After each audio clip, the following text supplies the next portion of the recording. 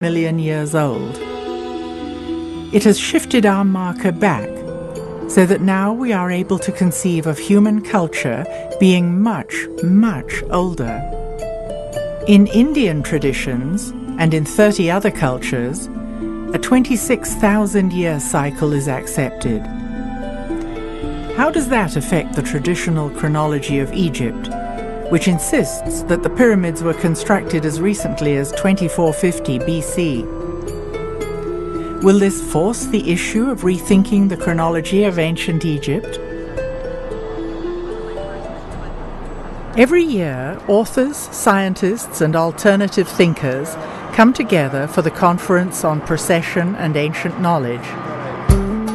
They share ideas about ancient cultures, lost knowledge, and great cycles of time. I started the Conference on Precession and Ancient Knowledge because I wanted to bring together the bright minds in this whole field of alternative history so we can put this very ancient puzzle back together again.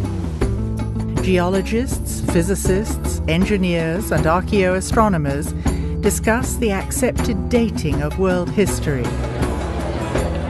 I'm convinced that there is a misunderstanding about the tenets of Egyptian civilization. And I'm convinced that there is misunderstanding about its datings. To me as a geologist, it's unquestionable that the chronology has to be redone. Knowledge of precession and advanced astronomy existed in extremely distant times. So I think we're looking at a chronology that's far, far older than is accepted. By integrating recent scientific discoveries in different disciplines, they define a new timeline of our past. The Egyptians provided us with concrete evidence that describes political events from a far more distant past than we can imagine. Why has this been overlooked? The Egyptians themselves, in at least one stone tablet, the Palermo stone, and one papyrus, the Turin papyrus, they say that ancient Egypt is much, much older than the Egyptologists think it is.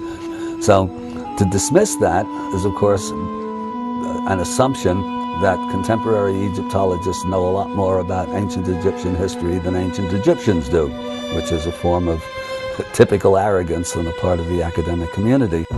So why do we consider civilization to be only about 6,000 years old? Is it because of our limited imagination, or is there another reason? Modern scholars tend to minimize the age because it fits better with the current paradigm of history. You know, the current paradigm is 5,000 years ago, man was hunter-gatherer. He had to have writing before he could build large structures or civilizations.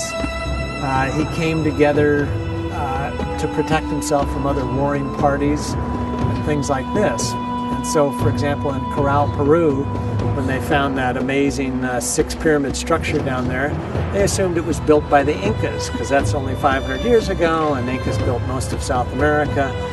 Well, when they got this very good carbon dating that shows it's 4,700 years old, it really blows a hole in current history theory. Generally, the academic community is just sort of silent about it right now because they don't have any good ideas with the current theories of history. A cross-disciplinary approach helps us to put hard evidence and theory together to reach a greater understanding. If we consider the data coming from astronomy, geology, astrology, and climatology, we can arrive at new conclusions about the chronology of ancient Egypt. We have two sciences that are playing with it. We have astronomy, we have geology. With the pyramids, we have a much more precise science. They've aligned the monuments. And they have the religious ideas locked to the machinery of the sky and the constellations and the sun and so forth. So we can use that with high precision and arrive at a date. How does this information affect the dating of the Great Pyramid? Was it really built when Egyptologists say it was? The traditional date for the Great Pyramid is about 2550 or so BC. give or take. I mean, people argue about the dates, and some people want to date it down to a particular year. I think that's a precision that's not justified whatsoever. I like to use the metaphor of painting a house. If you painted your house last in 2003, that doesn't mean your house was built in 2003. So I subscribe to the notion that there was probably quite a lot of work done on the Great Pyramid in 2450 BC, but that it probably was built quite a bit earlier than that. There's something very threatening about changing the dates because it takes us out of the patriarchal era. But I think that there was a whole world of Egypt that existed in matriarchal times, and I think the evidence is quite strong for that.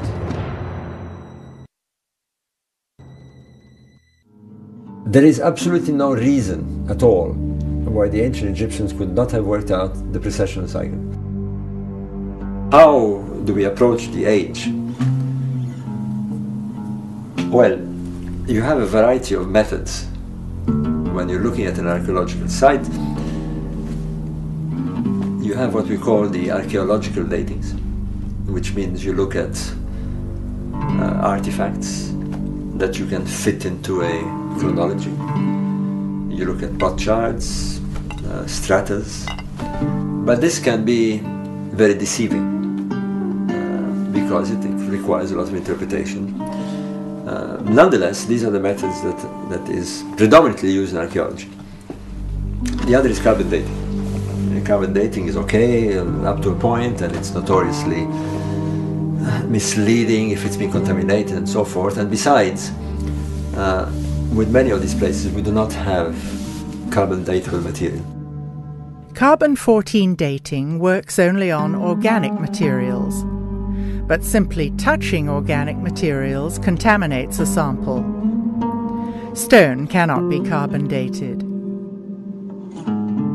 There is another form of dating, which is to use precessional astronomy. What can we use to measure time? Are there markers that connect to the movement of the stars? The stars would shift about 1 degree every 72 years. It's not anymore in the same spot. Our planet is moving, but we can't feel it. Not in the same position. And that it's in a change all the time. Nothing stands still. You know that our planet make a cycle every 24 hours. Sunrise every 24 hours, right? But our planet also revolve in a different way. Precession is the motion of the axis of the Earth, which wobbles like a spinning top due to gravitational pull. They make one round every 26,000 years.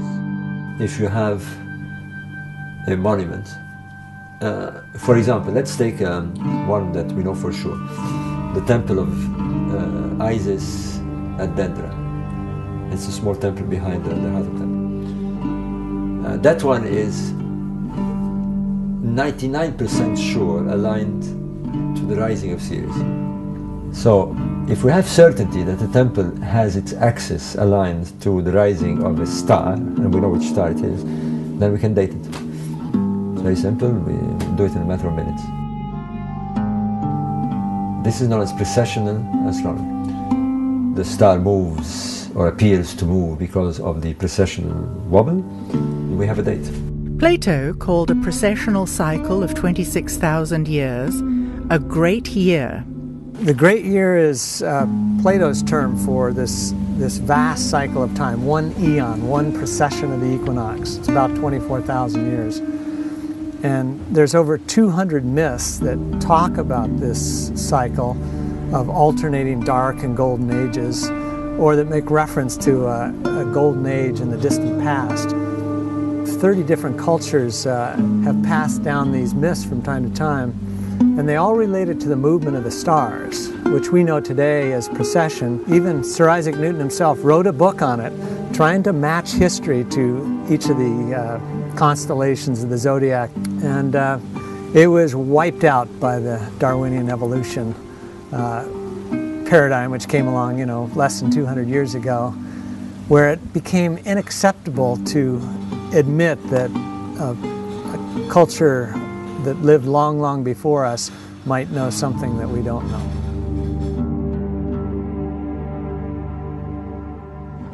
On different continents, cultures have come up with the same ideas.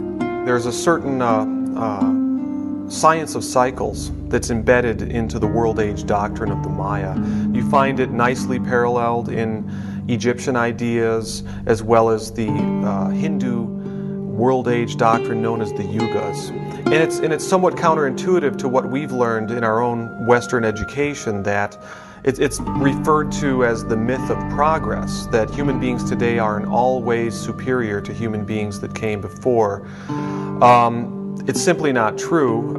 Cycles go through periods of increase and periods of decrease. Mayan daykeepers are descendants of the ancient Mayan people and monitor the sacred calendar. Each day has certain qualities and gods. Daykeepers follow the movement of planets, eclipses, and astrological alignments. They are often trained shamans who do divination ceremonies, giving daily and monthly forecasts. The Maya calendar is really interesting because it's based on a lunar rhythm. And the core building block of the sacred calendar is this 260-day cycle. Maya daykeepers today will offer as an explanation for this that it corresponds to the human gestation period. It's roughly 9 months.